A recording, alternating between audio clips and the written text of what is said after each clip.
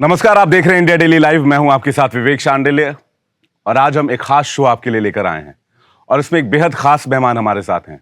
परिचय के वो मोहताज नहीं हैं और इसके साथ साथ उनकी कीर्ति और उनका यशगान पूरी दुनिया में होता है। लाखों करोड़ों लोग उनके फॉलोअर्स हैं, उनको चाहते हैं और इन दिनों वो 12 ज्योतिर्लिंग की यात्रा पर निकले हुए हैं और लोगों को रामकथा सुना रहे हैं और उनकी रामकथा की दीवानी तो पूरी दुनिया है। आप जान गए होंगे हम किसकी बात कर रहे हैं। हमारे साथ हैं पूजनीय मुरारी बापू जी। बहुत बहुत स्वागत है इंडिया डेली लाइव पर। बापू, हम सब जानते हैं कि हिंदुस्तान के रोम रोम में राम है, हमारी सांसों में राम है। राम हमारी सभ्यता भी हैं और राम हमारी संस्कृति भी हैं। और आपसे बेहतर इस बात को कोई जानता नहीं होगा। आप 5 दशकों से ज़्यादा टाइम से रामकथा कह रहे हैं।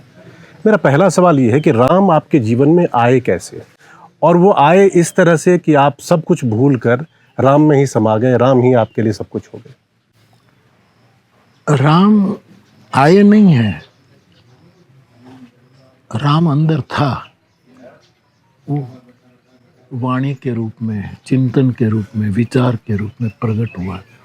क्योंकि भगवत गीता कहती है कि ईश्वर सर्वभूतानां हृदयेर्जुन तिष्ठति। परम तत्व तो सबके हृदय में बैठा, तो वो प्रकट होता है उसके कारण। तो मुझे लगता है कि अब देखो, गंगा जी कहाँ से आई, तो उसका मूल खोजने के लिए कितनी पीछे की हमें यात्रा करनी पड़ती है।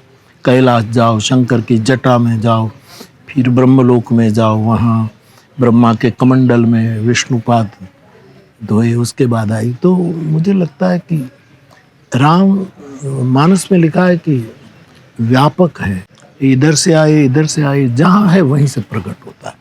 तो मेरी महसूसी तो ये है कि जो पड़ा था वो गुरु कृपा से प्रकट हुआ और फिर वो प्रसाद के रूप में मैं बांट रहा हूँ।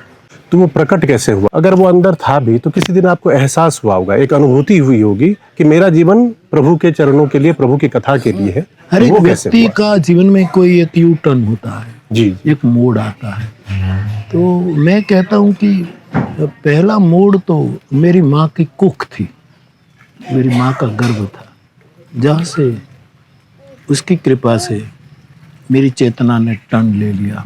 मुझे पता नहीं था, लेकिन टर्न वहीं से लिया। अब मुझे पता लगा।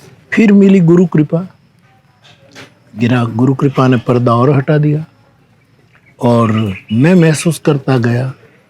और मुझे जो माँ की कृपा, गुरु की कृपा, अस्तित्व की कृपा, इष्ट की कृपा, स्वयं रामचरितमानस की कृपा, गोस्वामी जी की कृपा, इन सब के कारण ये निकलता गया। मानस में लिखा है, गुप्त प्रगट जो जही खानिक।